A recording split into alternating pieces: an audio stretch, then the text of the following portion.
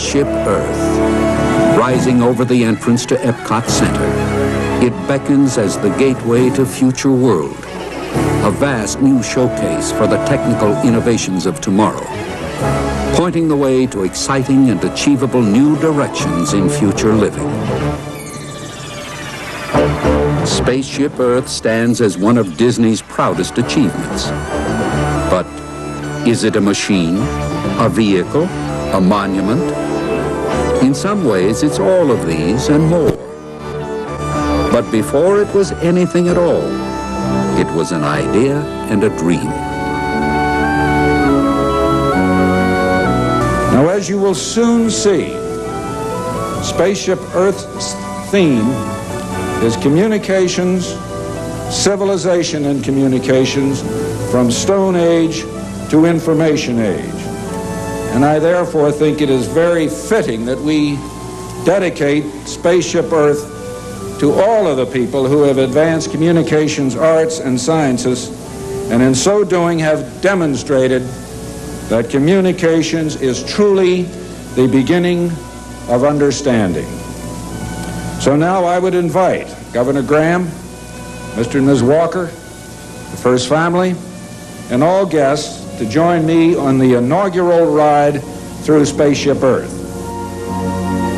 Before we go aboard and experience the story inside, let's take a look at the story behind Spaceship Earth. We knew we wanted to have an information and communications theme, but that's about where we were when we decided to bring Ray Bradbury in to work with us.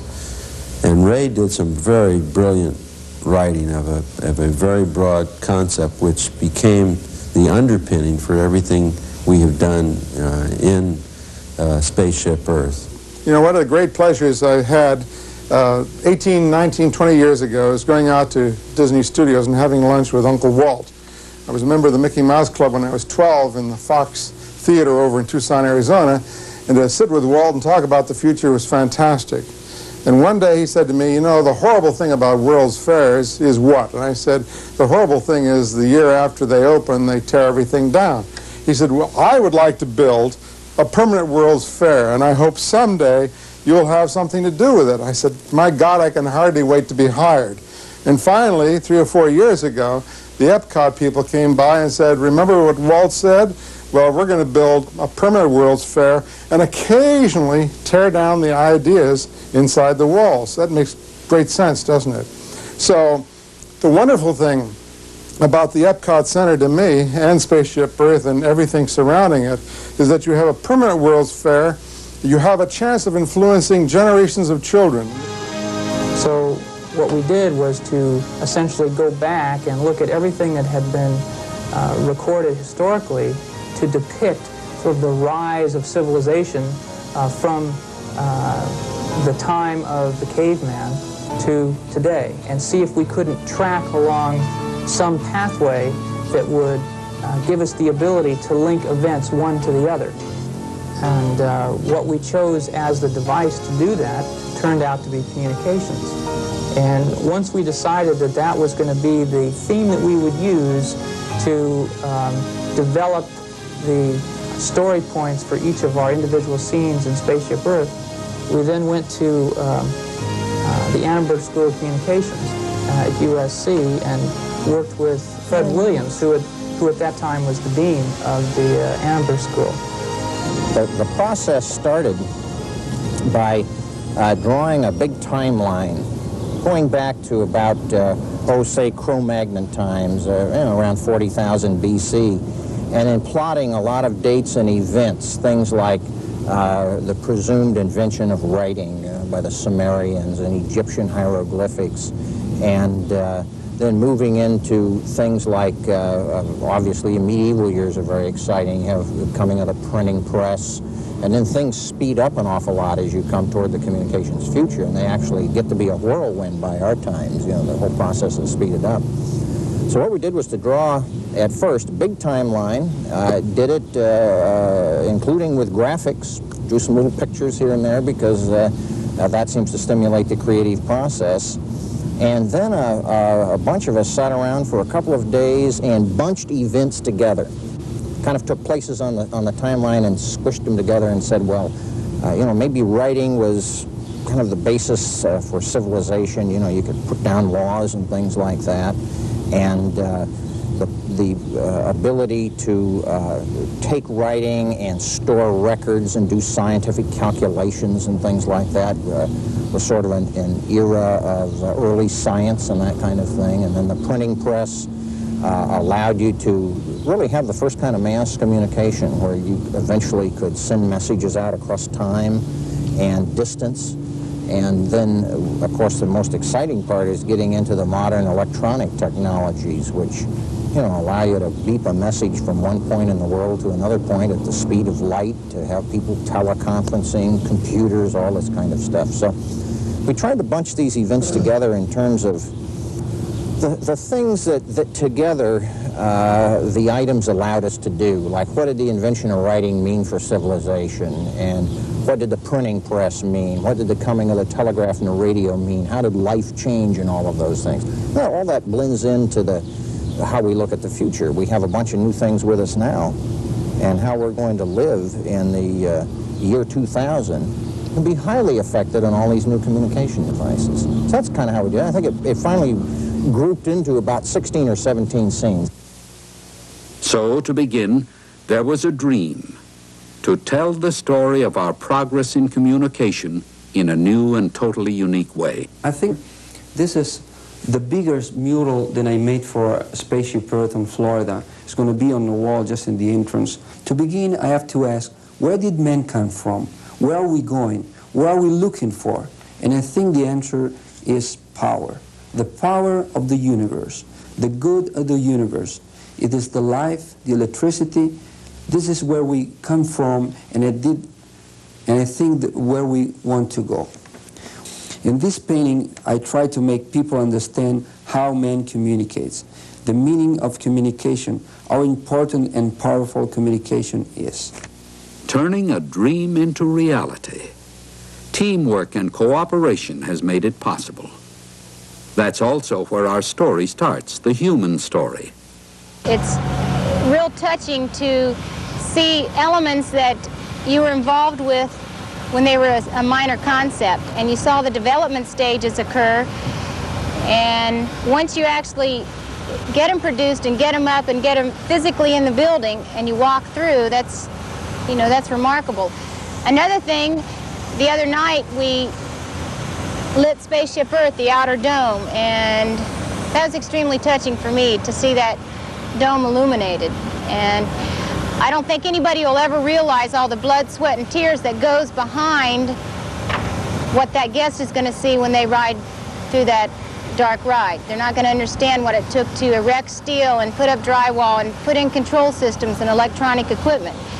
I think they'll get a real good show, but the blood, sweat, and tears behind it is I think, one of the neatest experiences that I've had since I've been on the job. The idea of Spaceship Earth was totally new and unique.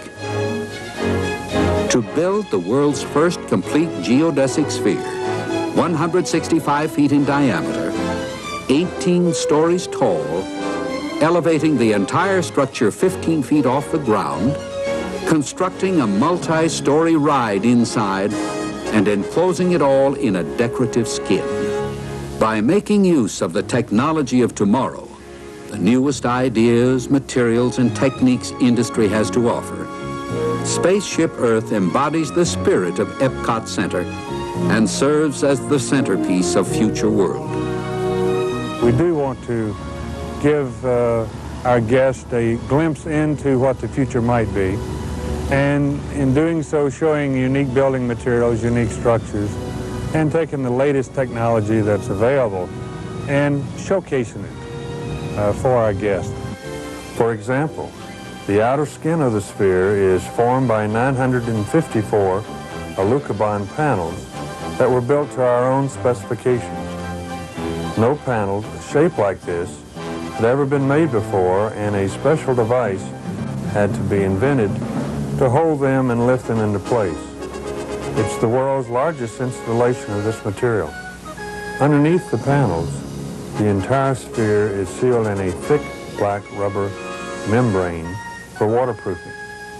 Others have used this material for roofing, but no other structure has ever used this technique to seal the entire building. Our engineering consulting firm won an award for the unique use of welding in the structural support system. We have gone beyond the building code requirements in the interest of safety. By making use of the technology of tomorrow, the newest ideas, materials, and techniques industry has to offer, Spaceship Earth embodies the spirit of Epcot Center and serves as the centerpiece of future world. The purpose of our giant geosphere is to house the show inside, and all of these ideals, imagination, and creativity were needed to bring our show to life. All of our figures in Spaceship Earth are pneumatic and hydraulic. We have 63 humans and 2 horses. Some are far more animated than others, and that depends upon the story that we have to tell. A good staging of figures sometimes require very little animation to tell the story. Others, we need to embellish it more. You'll find in the Greek scene where we have an actor, he's very highly animated. He's acting, his arms are waving, he's talking, he's being very dramatic. Gutenberg is only reading a page out of the Bible, so he doesn't have to have that. Wigs and all of the costuming and everything were very carefully researched so that we will have no criticism.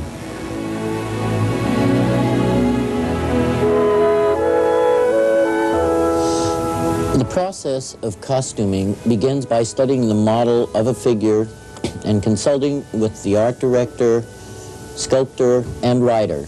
Working from the model and an animation list, we take into account any movements of the figure and the guest's point of view. We research the time period to make sure we have an authentic look. Designs are made, and then colored illustrations are rendered.